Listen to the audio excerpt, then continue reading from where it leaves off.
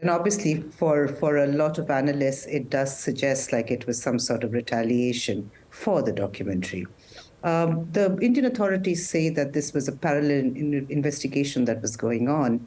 But yeah, the timing seems to sort of confirm all the other allegations that are now playing out against the Modi government, that it does not tolerate criticism, that it punishes critics, with extreme things like allegations of terrorism or sedition, jailing critics, but also with these sort of harassment through financial investigations, which has occurred, which is not just the BBC, it's occurred in other places as well. Yeah.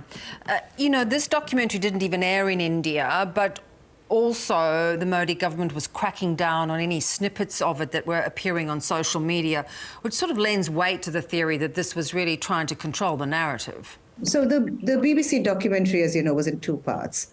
The first part dealt with the 2002 riots in Gujarat when Narendra Modi, who's now Prime Minister, was at that point the head of the Gujarat state. Now, allegations had played out at that time, suggesting that he was, some of course said that he was complicit, but most did feel that he had not been incompetent in stopping the crisis and stemming the violence. Now, I think Modi and his team worked very hard to get rid of that stain. It's a deep stain on a political leader that hundreds of people died on their watch and they weren't able to contain the violence. It's a big stain. And they worked very hard. So what this does is it brings it back. And they were therefore reacting very badly to it. The second part is actually much more damning in many ways, although the government reacted much more to the first part. But there, of course, the Supreme Court had already ruled and, things had progressed. There are a lot of people convicted in those cases. But the second part is much more damning. And that is to do with how he is acting as Prime Minister, whether he is able to sort of contain hate against Muslims. Are his party members getting away with violent attacks on religious minorities? And that's a very damning narrative. And for a leader that is trying to project themselves as a sort of, as mother of democracy, as they call it, take the leadership of the G20, I suppose it bothered them that this story was out there. Yeah. What have you made of the way he's attempted to control that ongoing prejudice and, in many cases, violence towards Muslims within India? But I think that's the most concerning part of the 2 terms that Prime Minister Modi has now held office. It began in 2014 with a series of attacks on Christians, on churches.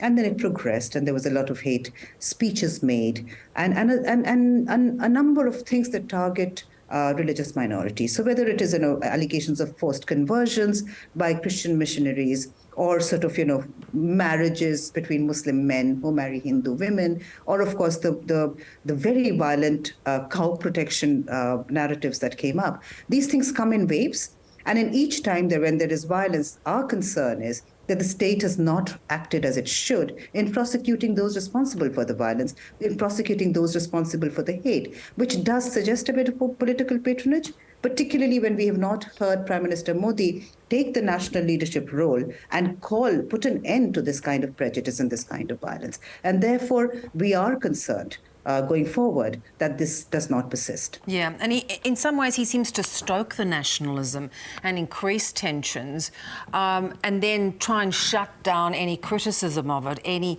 freedom of speech. And we've heard journalists talk about this, human rights groups talk about this. Yes, indeed. I think at this point of time, at a time when India is very keen, and rightly so perhaps, in claiming a global role, in claiming a say in global affairs, the problems at home should not be this intense. India likes to be celebrated as a diverse country with multiple ethnicities and religions and faiths, and all of them live together. And of course, there have been protests and violence in the past, but nothing which is as politically motivated or sees a failure of governance in the way that we see now. And this really harms India's own narrative as a democratic partner in global affairs. Yeah.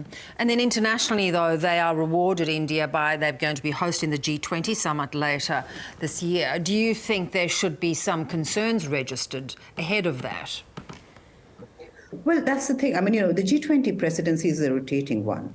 But, the administration really celebrated it in a domestic context as some sort of reward and recognition, which is great that India should take that leadership role well. But in that case, all the commitments the G20 leaders make, the participants who commit to freedom of expression, freedom of media, all of that needs to then be held up. All those pledges need to be protected. And G20 partners, who often have very worrying records themselves, still need to hold each other to account. And that is where I think India should be worried right now, that their friends are going to ask them sort of difficult questions. And certainly they would ask difficult questions about the climate of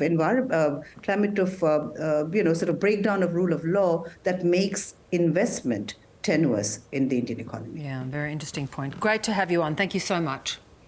Thank you so much.